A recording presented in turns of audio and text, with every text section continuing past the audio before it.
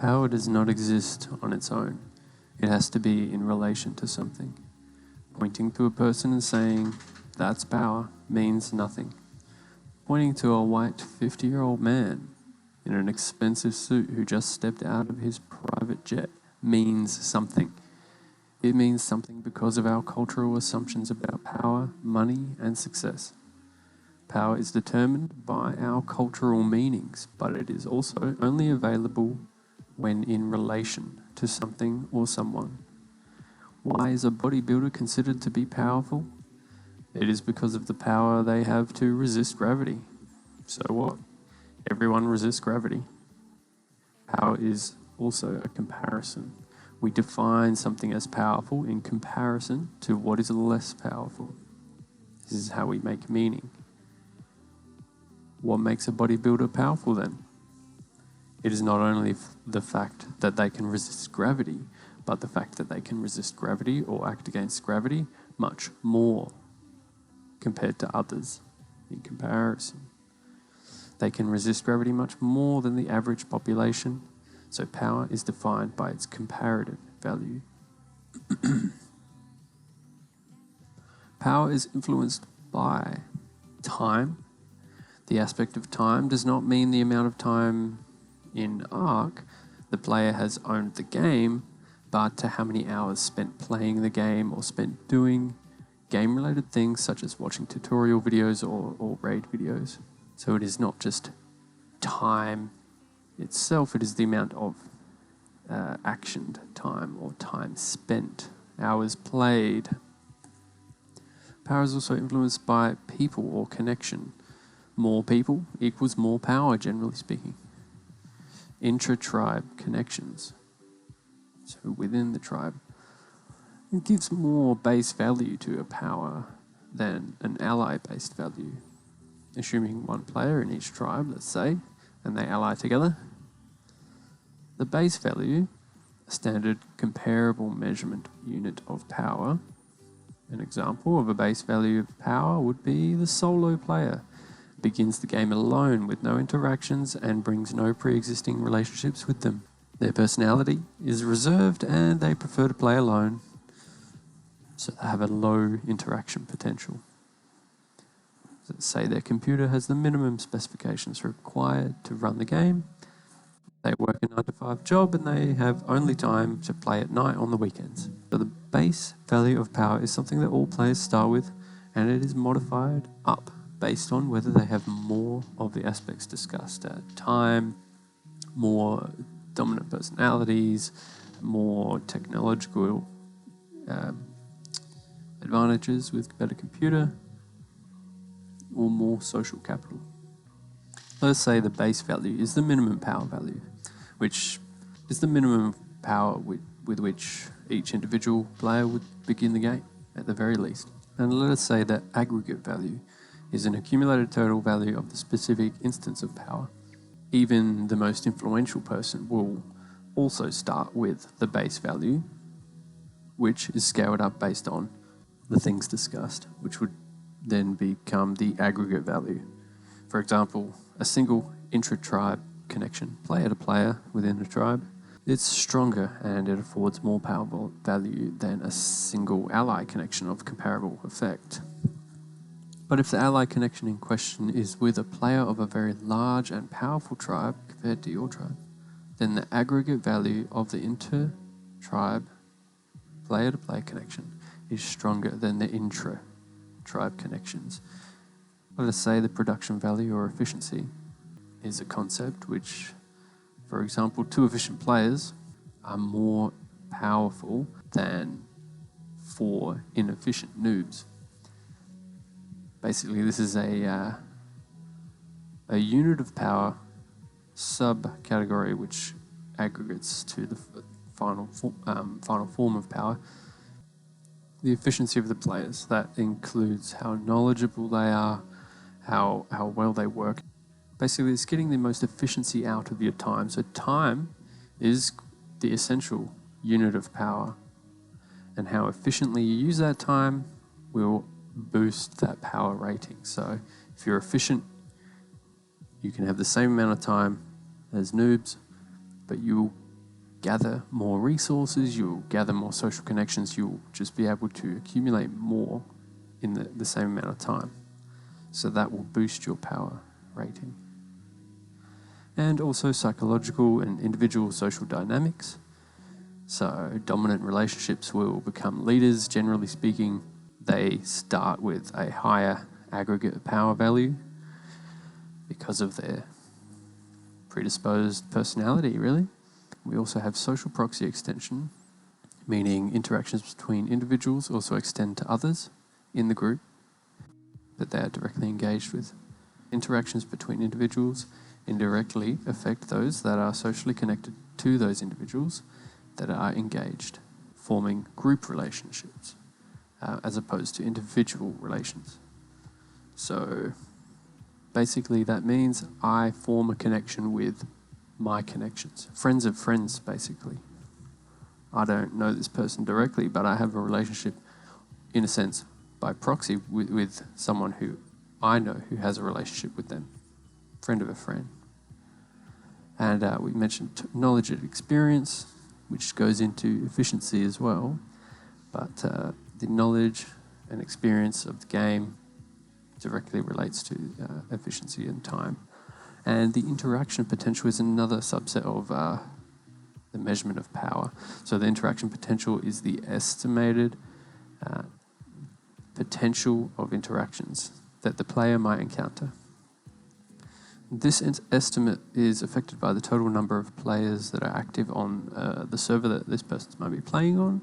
For example, playing on a server with a consistent 40 players increases the likelihood of an interaction occurring for that player, compared to a player on the same map, but with a different server with just a consistent 5 players. There's a low interaction potential there. It's an issue of density and probability. The higher the number, the higher the probability of interaction. Other elements affecting the interaction potential, the IP, may be the personality of the player. A reserved person that likes to play mostly alone would have a lower IP score than someone who prefers to play in a group or enjoys being socially involved. Power and time in the early stages of, say, the game's release or a particular server opening up for the first time, maybe more so the beginning of the game, because when a new server opens up and it's later in the development cycle, there are issues of pre-existing relationships. Large tribes will just flood a new server, and this is not representing that. This is representing more of a baseline, first day of release kind of thing, in a simplified way.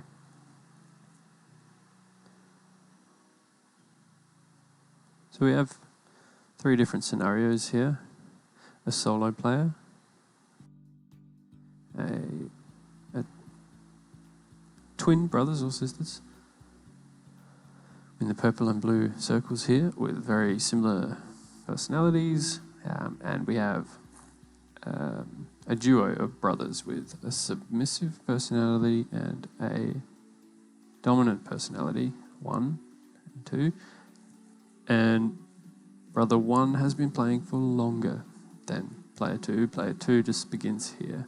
Let's say this axis here is where our snapshot begins. This is the edge of the photograph, you could say, the beginning of this piece of time, and hereafter is the time existing after. So here you can see, let's say if this was the first day of release, say the first day of release was here, you had a couple of days where people didn't buy the game, and then they bought the game. These 3 people, this person bought it first, this person bought a second, this person bought a third, and they loaded in, they found each other, they created a tribe over time, you can see. And let's say this person here who joined second actually is the tribe leader, perhaps a charismatic personality and leadership style.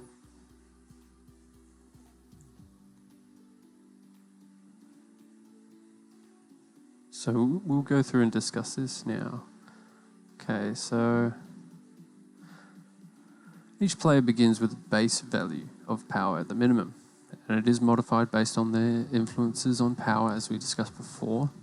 So scenario 1, the green circle is just a solo player, begins with only the base power of value. They did not research any aspects of the game before playing. They have brought no existing relationships into the game, and they have minimal experience playing these types of games. They're fresh, they're new, they're baseline. They have a cheap computer, just runs the game at a minimum. Each scenario is based on players that have just started the game, started playing on the day that the hypothetical snapshot was taken, with the exception of the non-scenario depictions that have started playing it before these scenarios happened. But the snapshot is taken when the scenarios start. So, yeah, with the exception of Brother 1, who started playing before Brother 2 and the rest of the scenarios. So the solo player, an individual player who starts the game with no pre-existing relationships, the solo player begins at the same time as the other scenarios, but already has less power because they only produce as much as one person can. And they have only the minimum baseline of power. Scenario 2, equal twin brothers or sisters with equal time played.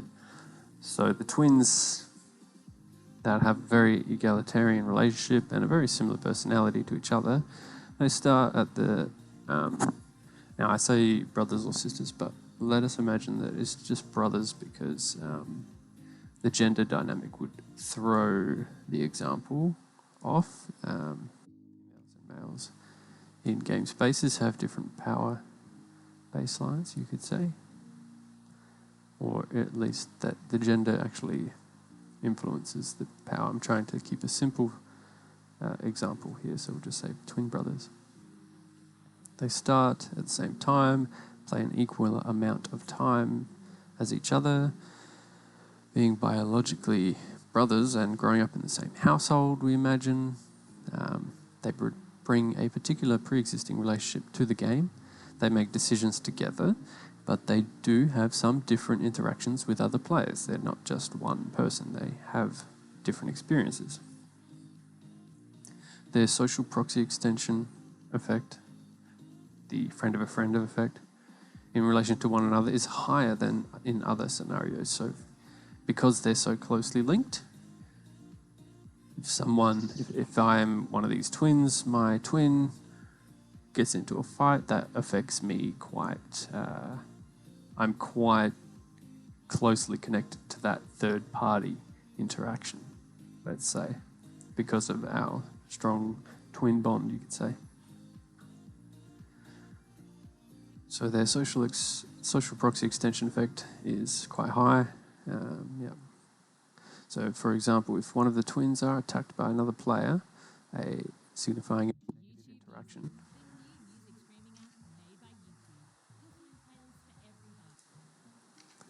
so, for example, if one of the twins are attacked by another player, a third party, there's a negative interaction, say while they're out exploring the world, then the other twin will become highly affected by that.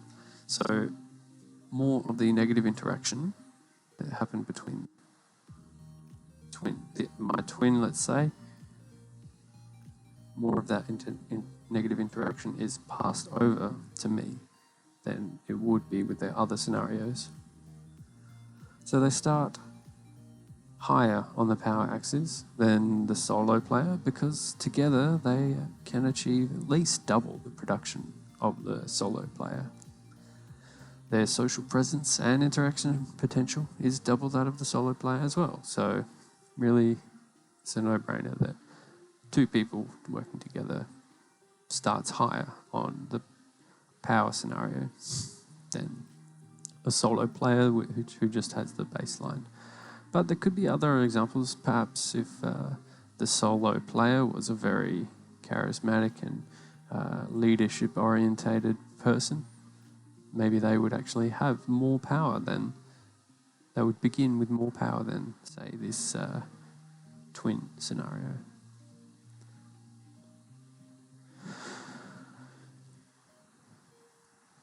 And just some further aspects influencing the interaction potential overall is the population count, the psychology, and the time played. So the more time you play, the more eventually probability says that you will interact with someone. So scenario 3, this begins with a couple of brothers with B1 having played more time than B2. So B1 over here, you can see that's higher on the power scale, power being the vertical axis and time being the horizontal. So because they've played more time, they're actually higher on the power as well. And their personality also situates them higher. So they're quite a lot higher than brother 2. So B1 has already spent the most time playing out of all the scenarios, so including his brother. He's already built a small stone base, crafted some leather armor, tamed several starter dinosaurs, and begun storing resources, creating a social presence on the server, and we can see that they have gained access to higher level blueprints, increased these character stats, even done some research on YouTube about the game and how to be better. Now, if we would like to just see box A, we can see that the social presence B1 has already started reaching out, having interactions. Each of these plus signs, green plus signs, are a positive interaction between players or tribes. So you can see that brother 1 has had 2 positive interactions with solo 2 here. He's not part of the scenarios, but they've already been playing for slightly longer than this person. But you can see that even though they have been playing for slightly longer in the horizontal plane, they are quite lower on the power, but on the vertical here. So why is that? Well, because brother 1 has got a strong personality and they're connected now to brother 2. So they're a duo with the personality as well. That just basically trumps a solo player, a standard solo player, right? Even though this person has played slightly longer. Maybe if this person has played like this amount of time, maybe they would be probably equal or even higher, probably higher. All right, so because knowledge and time is quite influential on the power spectrum. But let's just say they're here at the moment. So they've had a couple of positive interactions. Brother 1 is really putting the good vibes out there. Had 3 positive interactions here, maybe a trade, maybe a quick hello, who knows. This one is slightly bigger. The size of the interaction is indicated here. And so it is each interaction is going further along to creating that connection. See, with here, I would expect a few more positive interactions, and then a bond might form, and then you might see possible merger between these 2 and these 2. Something like that.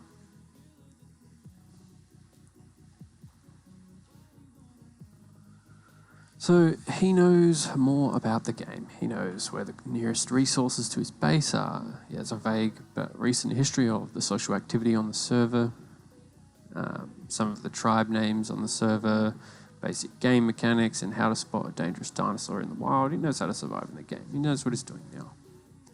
Due to having played for more time than his brother, B1 is higher on the power axis. And the brothers being in a pre-existing relationship, similar to scenario 2 with the twins. But the brothers are not twins, and B1 has a more dominant personality than B2, which attributes more power to B1. B2 will gain knowledge and social power more quickly than others solos, for example, by learning from and by social proxy to his brother. For B2, aspects of power which are attributed to time, such as game knowledge and social standing, will be a temporal accumulation, which will close the vertical gap between B2 and B1, eventually to a point where the main difference between B1 and B2 would just be the personality traits, really. Though learning the game can be an almost unlimited endeavour, there will be a point at which it will not be a significant aspect of the difference between the brothers, and this is called the learning curve. At such a point in time, it would be reasonable to assume that a small vertical gap would exist between the players just due to the social dynamics and the dominant personality of B1. So for scenario 4, we have the trio, a 3-person tribe that met in game and formed in the game. They didn't know each other outside of the game, basically. So the established 3-person tribe all began as solo players before all the others' scenarios started playing. Okay, they were the first people on the server, let's say. They've become friends through playing Ark together. There are differing power dynamics between these three, as with most individuals, and the timescale within this scenario's diagram, it's more shrunken or caught up to each other in a sense, as I was speaking about the learning curve. So before the players in the other scenarios even started playing the game, this tribe was formed initially by the leader, the topmost person here. They asked the second member on the right to join them, even though this person started playing after this person. This person played for slightly longer. This person asked this person to join, and then they became a duo. So not long after they both first... so the second had played the game as a solo for longer than the leader, and is so further along in the time axis as I'm explaining here. But since the leader is strong-willed and has a dominant personality which outweighs the small amount of extra time that the second has accumulated, then the leader is placed slightly higher on the power axis, even though slightly before.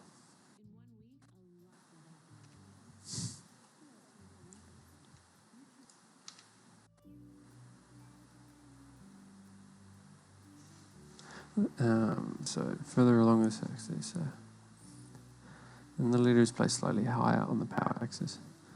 The two of them work together to establish a base, and after some time, a third on the lower left joined them. So now they became 3. The third was asking in global chat to join a tribe, and the 2 solos turned friends became 3. So the third player has less time than both of them, and since only relatively recently joining the tribe compared to the second, they are placed respectively lower on both the time and the power axis. And let us just say here that actually that their personality is basically submissive, and they're not much of a leader, but they get along. They will get along. Okay, so we talked about the interactions here. So a positive relationship has begun. Between brother 1 and another player who's part of a 2-person tribe. This initial attempt is at establishing the relationship. It's indicated by the plus signs. There are 3 plus signs in a line extending from B1 toward the member of the other tribe, showing that there have been 3 interactions which were initiated by B1 because they're emanating from B1 here. If they were initiated from here, they would come from the top.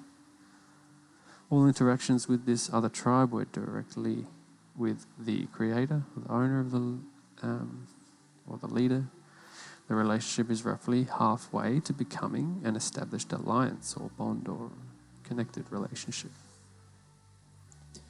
If B1 continues to initiate positive interactions toward the other tribe, then they will likely form an alliance, or even if this other tribe initiates positive interactions, basically the more positive interactions, they will become a connection. Negative interactions will subtract from that connection. The process will be rapid if both parties are both initiating the positive interactions and there are no negative interactions. The first interaction was when, I won't go into all that. So the first interaction was when B1 gave the leader of the other tribe some resources that they had requested over in global chat. They'd had a friendly chat as the gift was given.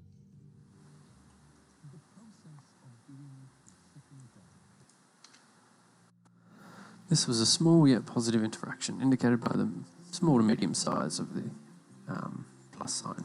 Shortly after, say the next day, the second interaction was B1 gifting the tribe some hide. It was just a resource that's pretty common, it's not really valuable, comparatively less value than the first interaction, so it's like a smaller positive sign.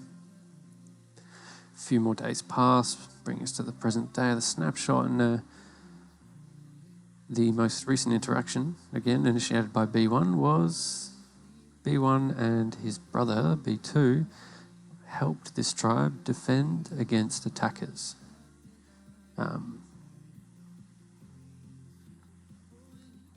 Okay, so this is a positive interaction with a high value indicated by the larger size of the positive sign. This helping of the other tribe defend in this way also creates connections not just as individuals but as tribes as a group interaction. Multiple people involved with this action. So the previous interactions occurred directly between just two people doing a little trade, but though by proxy, these interactions help to begin tribe-wide connections as well, such as a trade. If the leader of my tribe trades with another tribe, I hear about that and I, by social proxy, start to form that relationship with that tribe as well, even though I had no direct contact. So not necessarily through direct interaction with members of the tribe, but through their presence and their direct negative interactions with the third tribe who was attacking them, which they defended against. In a more robust diagram, there would be a separate set of positive or negative signs indicating the interactions between all individuals, but for simplicity, the current diagram shows the aggregate of individuals' interactions, forming a relationship between tribes as a whole.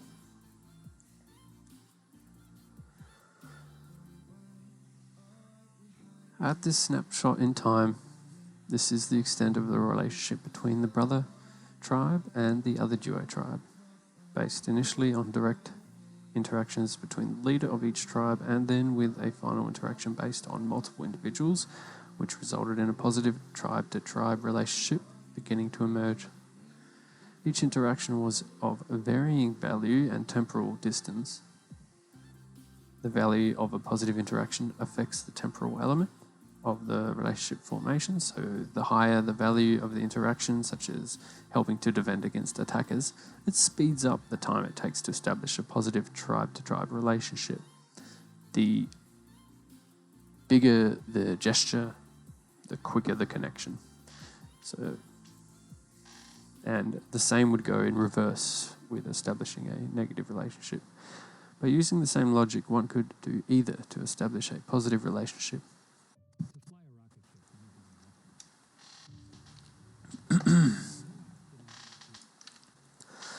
One, perform a large amount of small positive interactions over a long period of time with a high frequency. Or two, perform a small amount of high-value positive interactions over the same period of time with a lower frequency, but because they have a higher value, that can equal the same amount. So the other connection that B1 is trying to make here is with solo 2. They have played for just slightly longer than B1, but at the same time, at the time of this snapshot, they remain solo in comparison to B1, whose brother has recently joined him. Solo 2 is a lower on the power axis because they have no tribe and no positive connections. Solo 2 has recently received 2 positive interactions from B1, which, if continued, will result in Solo 2 moving up the power axis when a connection is formed, but not above B1 as a tribe connection gives more base value power than an alliance connection alone. So just some other additional notes. Relationships are never static, but they do have strength, indicated by the thickness of the line and stability factors. The joining line represents a tribe relationship between players as a stable and strong positive relationship formed over a multitude of interactions, whereby there have been significantly more positive interactions than negative ones. They can be both, but in order to form a positive connection, there will be a tipping point where basically 60% has to be positive. And then you might, if it's between 50 and 60%, you probably have a bit of a tenuous relationship, but a positive relationship nonetheless, with some caveats, I would say. It's when it gets 50% either way of positive versus negative interactions, then you start to think, I have a complex relationship with this person or group. So as mentioned, the relationship is not static. There are constant interactions being performed between individuals and between tribes. If for some reason there begins to be an increasing amount of small negative interactions, or even just one significant negative interaction, then the relationship may break entirely, depending on how that interaction is valued. Whether it's a high value negative relationship, it may undo all the past positive, depending on how bad that action is perceived to be. So it may break entirely, or it may form, leaving a non-relationship, or generally speaking, it probably form a new negative relationship, which will be ongoing depending on the circumstances. For the diagrams, the black solid lines indicates a tribe membership. Okay, so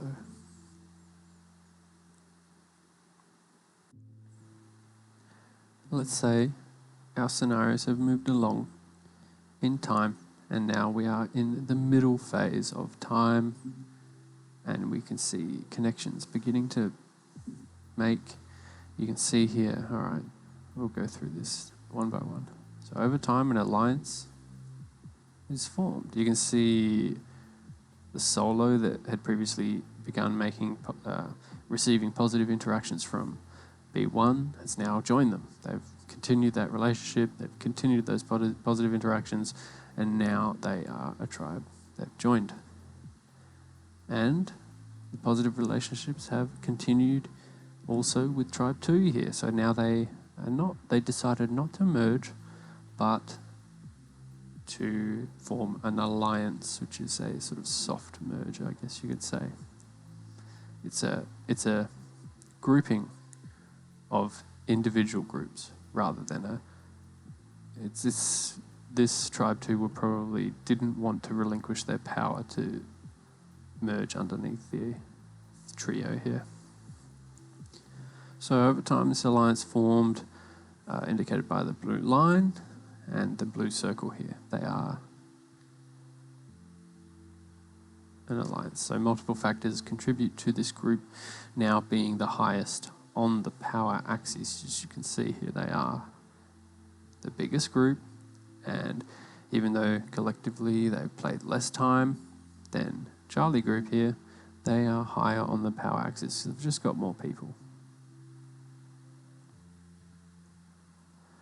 So the alliance is formed on the basis of the positive relationships that was formed between the tribe leaders, as well as T1's tribe 1 with the brothers having a dominant and outgoing leader. He purposefully and positively engaged with another player and other tribes. That was, say, building a base near them. Let's say that's Solo 2. And B1 eventually asked Solo 2 to join them and his brother to become a 3-player tribe. Now, the brothers They had a much nicer base than Solo 2, and Solo 2 was tired of playing by themselves, so they agreed to join under the leadership of the brothers there. And there was probably promises of like, oh, we'll be a tribe, we'll be a collective, we'll do things together. So Solo 2, they still have more time played than Brother 2 here, so they're further along on the horizontal. But due to the close connection B2 has with the more powerful agent, B1, then B2 is still higher on the power axis than Solo 2, so you can see here. But perhaps not for long. B2 is the most snarky of the group. They trash talk the enemy, B2 here. They are loud in general chat. They boast. They degrade others, the other players outside of their tribe in social network. So B2 has been killing other players on site or COSing or KOSing. Killing other players' dinosaurs, and they have been offline raiding small bases. All of these actions are viewed negatively by most of the rest of the server community. Whether they be seen as unfair, unjust, or simply inciting vengeance among those whose time was taken away via destruction. Time is the ultimate currency. Killing a tame dinosaur, or say parasaur, level 50, takes just one bite from Brother 2's T-Rex, who is high level, just one bite, eats this little parasaur in one go. There is a relative distance in time and power represented through the dinosaurs there, like that.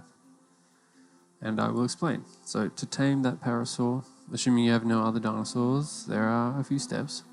1, gather 88 Medja berries, 39 narco berries.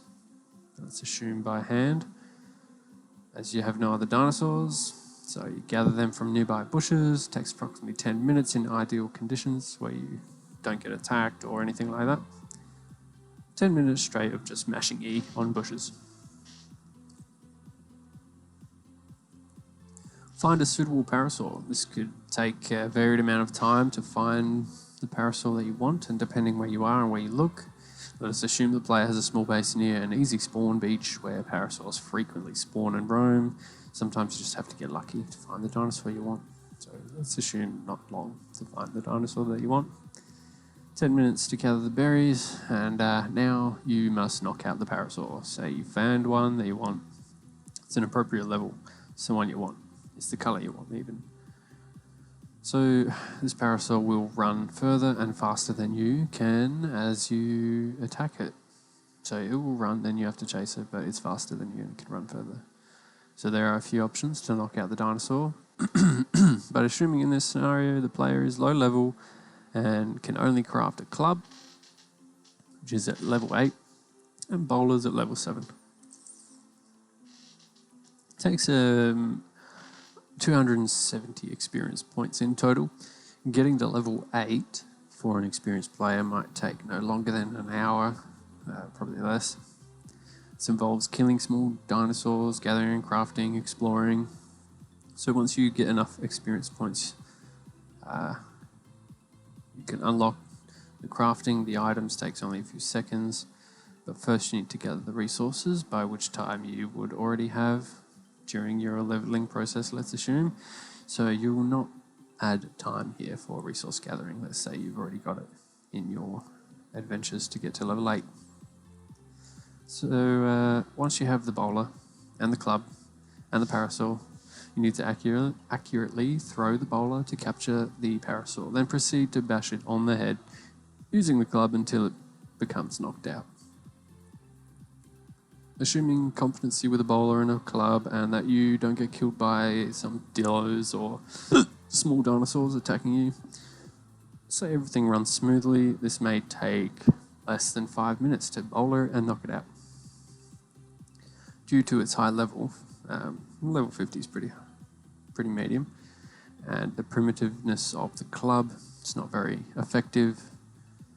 You'll probably need to bowler this dinosaur twice, which is difficult because it runs away after the first bowler expires, 30 seconds, after 30 seconds. So, yeah, it's not particularly easy, it can be difficult. So once the level 50 parasaur is knocked out, let's say, it will remain unconscious for approximately 26 minutes according to the frequently used online taming calculator, Dodo. The player needs to fill the dinosaur's inventory with the previously collected mejo berries and the narco berries. The unconscious meter, the purple bar, or the torpor bar, will deplete over time slowly, and the parasaur will automatically eat the mejo berries periodically once placed in their inventory. The player will need to actively make the parasaur eat the narco berries in order to replenish the unconsciousness meter, or the torpor bar. If the unconscious meter falls to 0, then the parasaur will wake up and the process will need to be repeated from the beginning.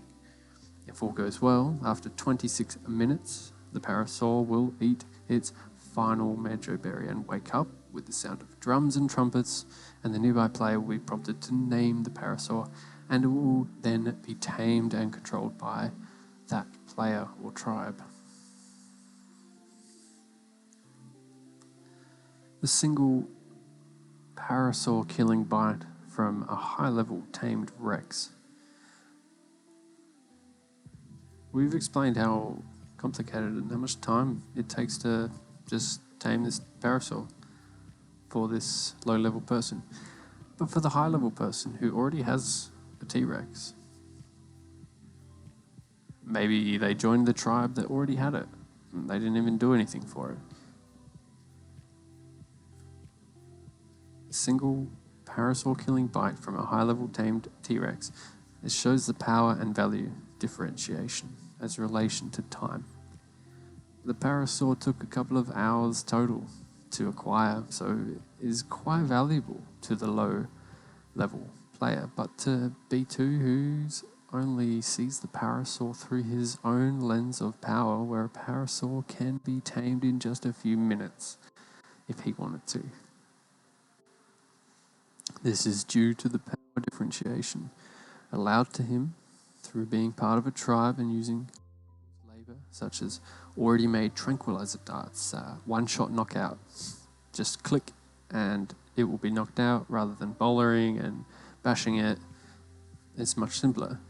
All B2 has to do to tame a parasaur is to find one, shoot it, feed it kibble, and it will take like a couple minutes. The same level 50 parasaur would just take 5 minutes and 30 seconds to tame if using the kibble method, as opposed to mejo berries, which takes 26 minutes for the low-level player. Kibble's prerequisites is that you already have other dinosaurs tamed, so the game makes it easier the longer you play. So, yeah, this new person doesn't have all these prerequisites. The the parasaur that they tame is the beginning of their prerequisites, which will eventually make everything else easier. But for B2, parasaur is old news and it's a 5-minute job. They see it as nothing special, they just eat it because that's how they view it with their power lens. They cannot view it as a 2-hour tame that has sort of almost even an emotional connection to the progression of that player. So, just to recap on Kibble, Kibble assumes that you have other dinosaurs to make eggs over time, and other ingredients such as vegetables that need to grow in a medium crop requires level 26 to make. So this means B2, through his time, has already repeated the process outlined to tame a dino many times over in order to get to the point where, through a progressive arc, excuse the pun, ARC, taming is easier and quicker the more you progress in the game. It took many hours of collective effort to acquire the high-level T-Rex, and this time is converted from potential power to direct power. the moment B2 attacked the parasaur. It is through this lens that B2 views the low-level player's parasaur. And so has no moral dilemma. And so has no moral dilemma in destroying something he sees as having such small value. So the low-level player, on the other hand, would be very upset that hours of their hard work was destroyed by B2 in just seconds. Due to the large discrepancy over the power differential and the lack of reasonable motive in this case, he just did it because it's like stepping on an ant. You don't question it. Much of the community, not including B2's tribe and alliances, so the rest of the community, they saw this act as unjust or unfair. B2 being part of the tribe with the most power, meaning the rest of the community have a comparatively low power lens, more in line with the individual player in question that's the victim here. A power lens is the perspective through which the player or tribe views the game world, which is influenced by their relative position of power at their time. So the lower the player or group is on the power axis, the lower their power lens. Thus, the more they view this act as unfair or unjust. The third highest tribe on the power, the trio, Charlie tribe, on the power axis, they saw this act as quite valueless in and of itself because they're higher on the power spectrum. So they just think, oh, it's just a parasaur, it's nothing, right? What's the big deal? The better tribe, Charlie, they view this event as less than noteworthy, but if viewed as a consistent behaviour which the rest of the community views as negative or unfair, will use this as an opportunity to align themselves with the majority of the community in a bid to gain alliances which will increase their standing of power and perhaps even overthrow the alpha. So it's a political jostling to align with the majority there. Now back to the scenario. We have discussed that Solo 2 has joined Tribe 1 with the brothers, and that through various interactions between leaders and the tribes as a whole, an alliance has formed.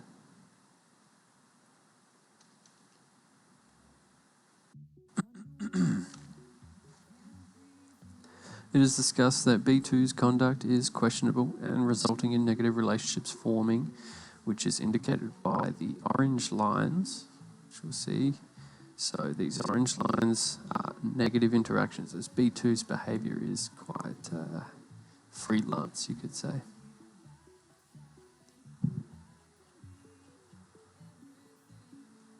Okay. So these stable negative relationships formed through the various interactions between B2 and by proxy the rest of his tribe and alliance, and others, which begins to divide the server community as a whole based on what they believe is fair or unfair, which is constructed through their particular power lens and is also influenced by a political awareness. Those that believe B2's actions are unfair or unjust, and those that find his actions to be suitable or not noteworthy.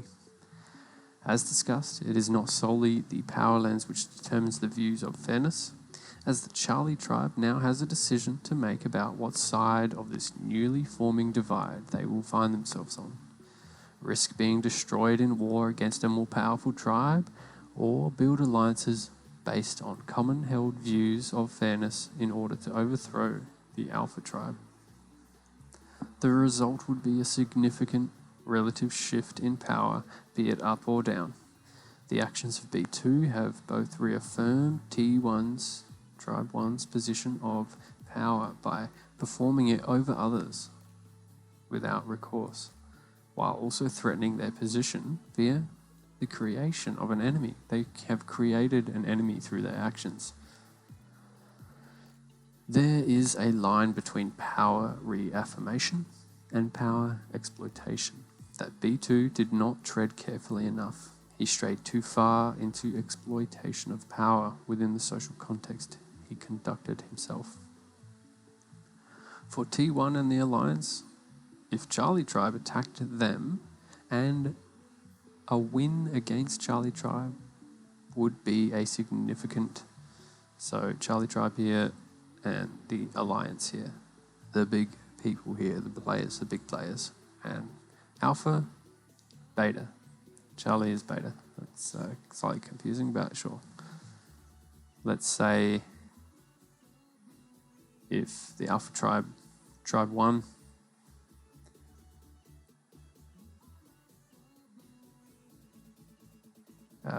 so if they win, it would be a significant reaffirmation of their power, and if the battle was seen as fair and just, with no cheating or offline raiding, then it would be, look at us, we won, we are the best, we hold the power. This is a reaffirmation. May the best tribe win. A loss, though, would see them significantly drop in power, even to the point of being banished from the server. Charlie Tribe, being the Beta, would be the new Alpha, with fresh alliances across the server, formed based on this pendulum of just and unjust acts. A Charlie and Allies victory would create camaraderie among the server, as they would share in the collective overthrow of an unjust Alpha Tribe. Their future standing after such an event would eventually be subject to all the dynamics that have been mentioned above, and many more varieties of scenarios that might play out over time, with players coming and going, or dynamics constantly shifting. And the cycle would repeat in various forms. So players that view the actions of B2 as unfair can either do nothing about it, wait for something to happen, or, which is similar to doing nothing, or do something about it. Some players may be convinced by other players to do something, and that something can be done if they work together. Political jostling. Charlie Tribe, being high on the power axis, can more easily see the potential of overthrowing the unjust Alpha. Being higher on the power axis gives you that vision. A solo player just starting out, they don't even see really the upper scales of complexity. They don't even know it exists until later on.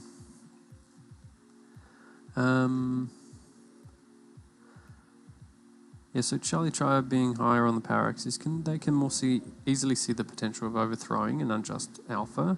They're Beta Tribe. They want to have a shot at being Alpha, and they can see that there is a possible power shift that could happen here. So they are the initiator of alliance formation across the rest of the server, in opposition to Tribe 1. It is reasonable to assume that after at least 3 months, all players shown in the diagram are only a selected few. More would have come and gone, and there would be typically more connections and interactions. The Twin Tribe, the purple and the blue. The Solo in the green. And Charlie Tribe would all have had more interactions than simply those which resulted in a negative relationship to B2. It is much more complex than this. The complexity has been omitted, in a sense, in order to convey a simpler message of dual faction creation. Power wants to find a dynamic equilibrium among agents of free-ish will. The power differential caused by Tribe 1 and Tribe 2 forming an alliance, coupled with the unjust acts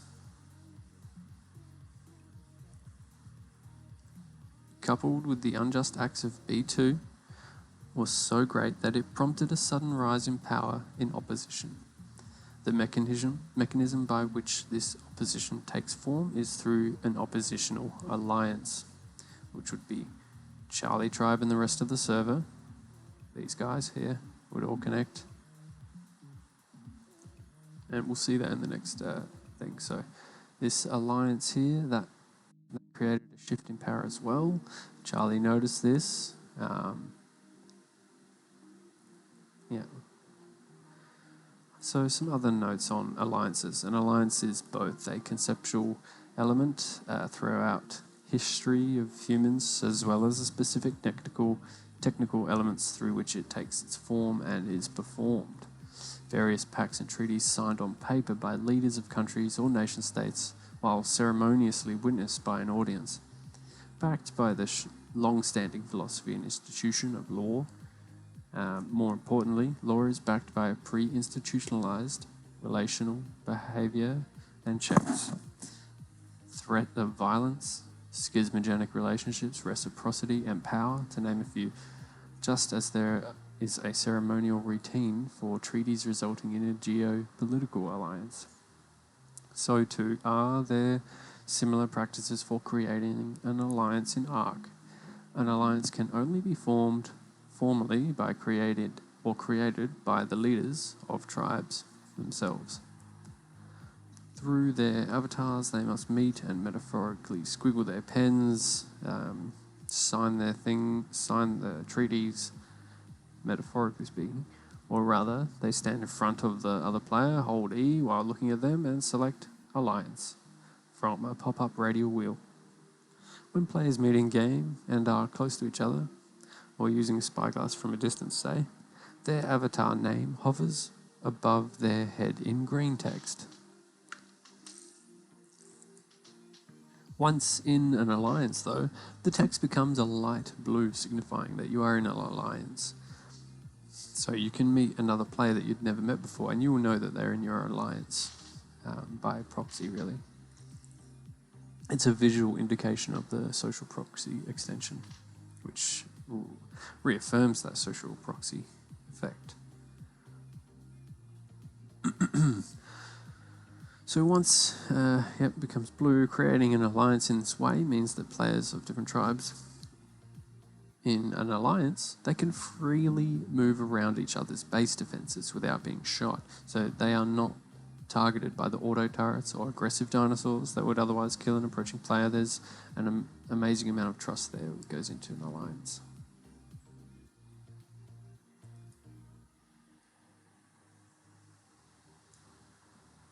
So we come to power over time scenario 3. Well, not scenario 3, but the late phase of these scenarios. And you can see it's getting complicated. We still have tribe 1, which is the brothers plus the solo.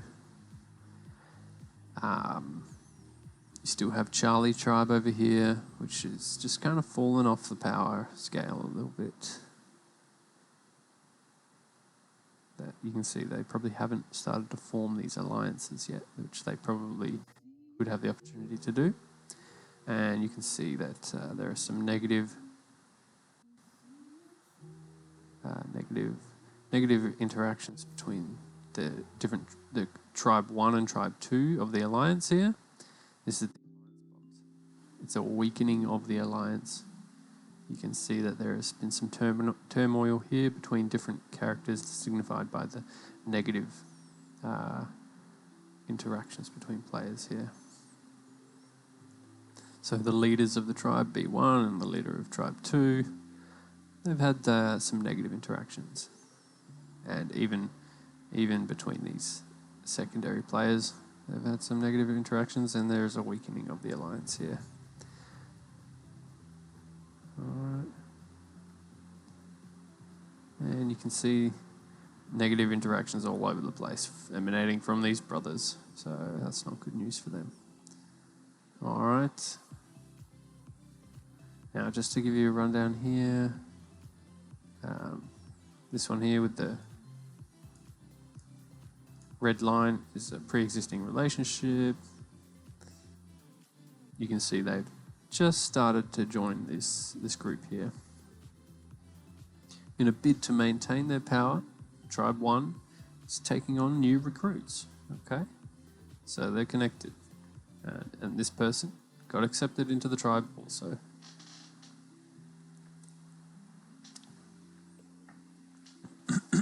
And we'll go through these in detail. So, the orange relational lines are dotted at the ends to indicate that the picture has been condensed and that the lines actually do extend further here and here. So, we can see B2 has not engaged with any of the three players shown above for a number of weeks, nor have they engaged with him. B2's previous negative actions of varying intensity towards them had accumulated to the point at which a stable negative relationship has formed, indicated by the orange lines.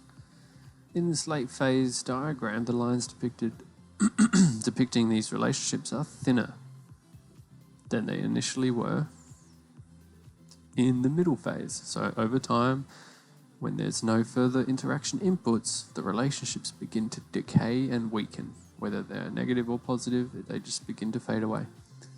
They need inputs. So the relationship between Solo and B2 has weakened the most. As you can see here, it's thinner. This is due to Solo having more pressing concerns to face. There are other external influences on Solo, like they got wiped by the twins. The twins destroyed their base. And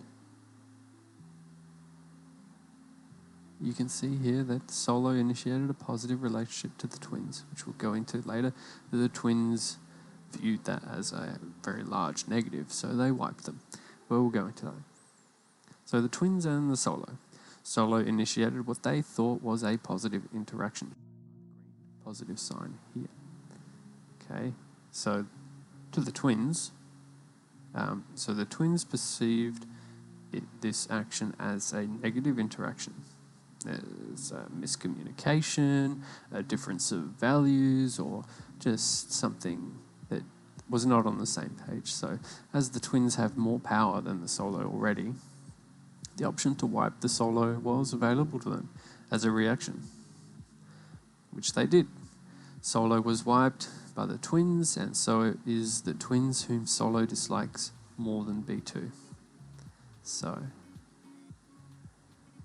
because of this negative interaction, this highly negative interaction, the twins wiping the Solo like that, this negative reaction becomes subservient. It's almost not thought about by the Solo. The Solo has more pressing concerns and more somewhere else where they would rather put their,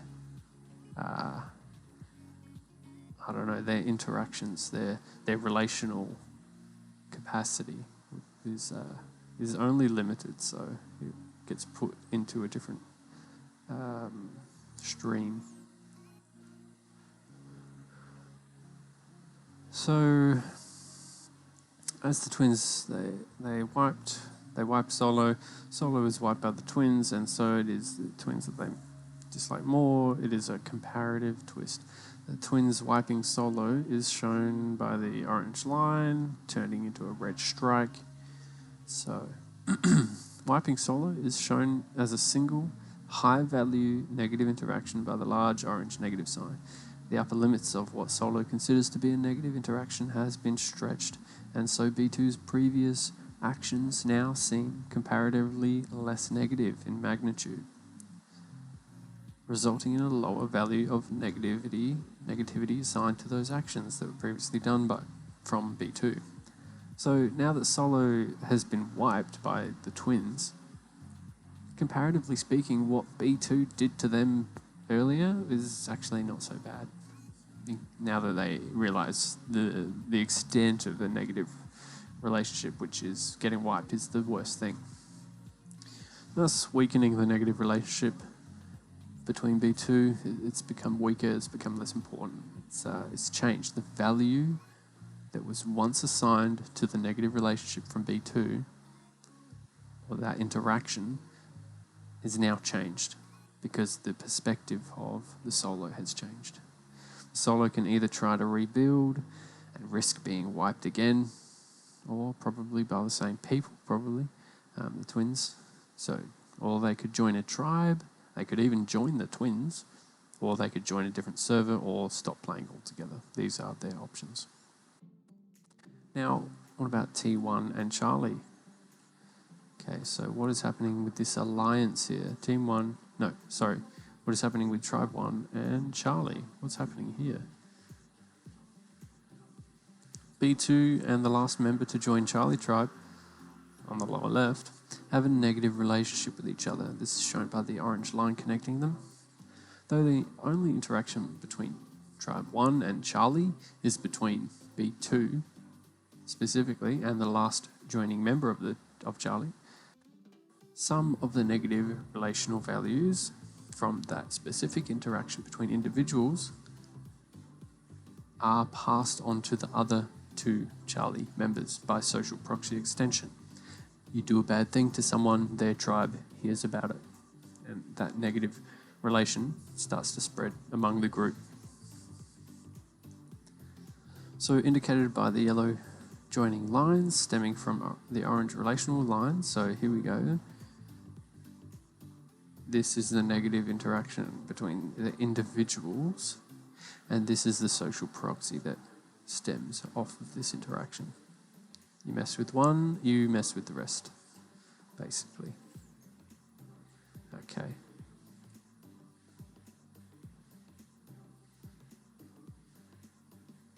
This is a depiction of the beginnings of a tribe-wide negative relation due to the social proxy extension. All future interactions between members of these tribes will be influenced by this negative relationship. So T1 recruits. Let's see here, as I discussed earlier, Tribe 1, in their attempt to maintain power, is just recruiting new people. Now, they're recruiting this person and this person.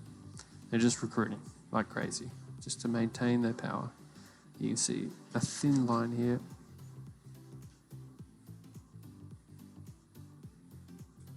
They're only just trusted and they're done. These are accepted. There's a strong bond. They've created quite a strong relationship. So the T1 recruits. We can see that T1 has been busy recruiting tribe members of their tribe.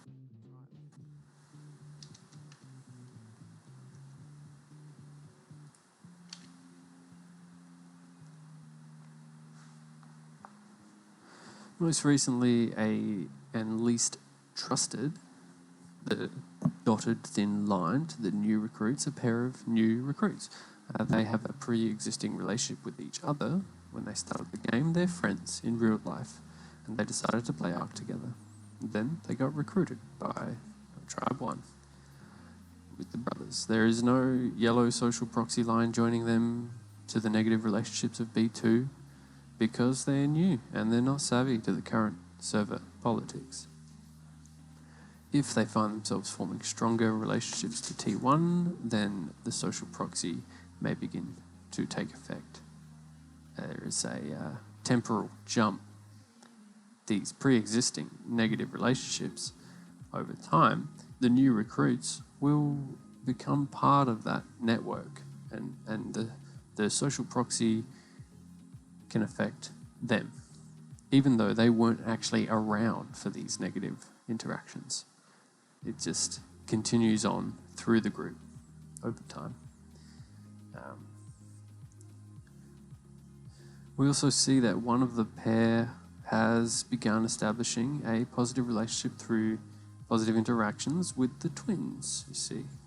Let's have a look. Yeah, here. This individual has been having some nice interactions with the twins here. Now, because they're new, they're not savvy to the political situation, they're just being friendly, like they don't know where they are supposed to fall in line. Obviously, they're not really supposed to be doing that because there is a negative connection here. But since they're not savvy, and it takes a time for these social proxy networks to reach here, they've already started doing positive relationships, so that way it can happen.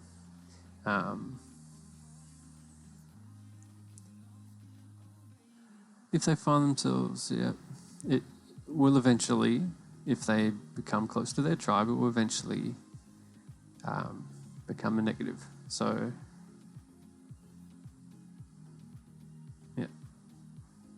We also see the pairs they've established with the twins, which has been positively reciprocated. So next we see that a trusted recruit has been with T1 for long enough to become trusted.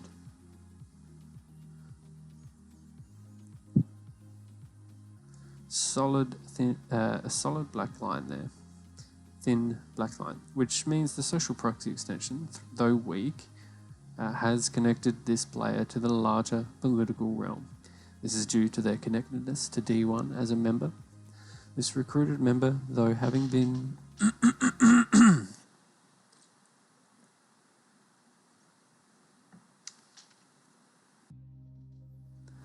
This recruited member, though having been in a tribe for longer, is lower on the power axis than the new recruits, simply because of the power afforded by having a pre-existing relationship, as well as the newly forming relationship in-game with the twins. So the power of friendship. Both the new recruits and the trusted recruit were recruited by the leader, B1. The accepted member has the thickest black line, which actually connects to scenario 2, which actually connects to, solo 2. This accepted player connects to solo 2. So you can see it doesn't just have to be the leaders that make these connections. Solo 2 actually recruited this accepted member. The accepted member has also got the thicker social proxy line due to their increased connectedness to T1, Tribe 1. They are well and truly part of the tribe, and so they are higher on the power axis. Their bonds are strong. They actually have a voice in the tribe decisions, whereas the new members, they have less say in decisions. They're still just forming those relationships. The accepted member has proven themselves as part of the tribe. Both the trusted recruit and the accepted member have been focused on gaining trust with the members of Tribe 1 rather than the outer politics, and so they have not had many dealings or interactions with other players outside of the tribe. This was by request, of course, of the tribe rules to have no talking in global chat.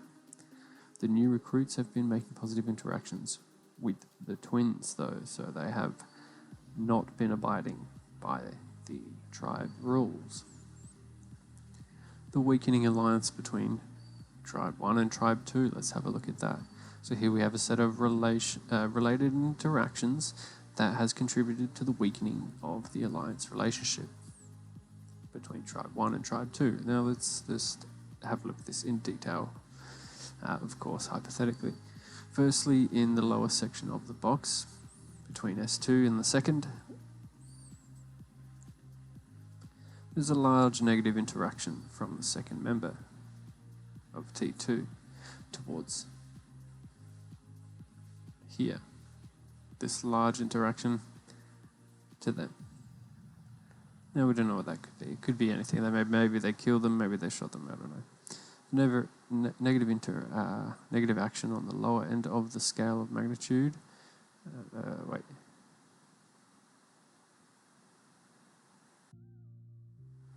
Let's say second stole a valuable piece of gear from S2. That would be quite a significant negative interaction. So Solo 2 began throwing insults to the second, and a negative action on the lower end of the scale of magnitude. So big one, and in reaction to that, there was just some words. The insults petered out, and the two are left with an almost stable negative relationship, which may even balance out over time with a few positive inputs and could even reach a stable neutral or even a positive in the future, depending on the interaction types. Interactions between the tribe leaders, B1 and L, let's say, occurred within the same time frame as these interactions. So there's multiple things happening at the same time. the negative interactions between B1 and L1, the leaders of these tribes, allianced, their arguments surrounded the stolen goods. So there's social proxy happening here too. This interaction came first, then there were just negative interactions all round based on that, and then based on that, these interactions from the leaders, they started having words and they started getting bigger and bigger and bigger in a sort of competitive negative schismogenesis. All right. So it is likely that without immediate positive input, the alliance will split.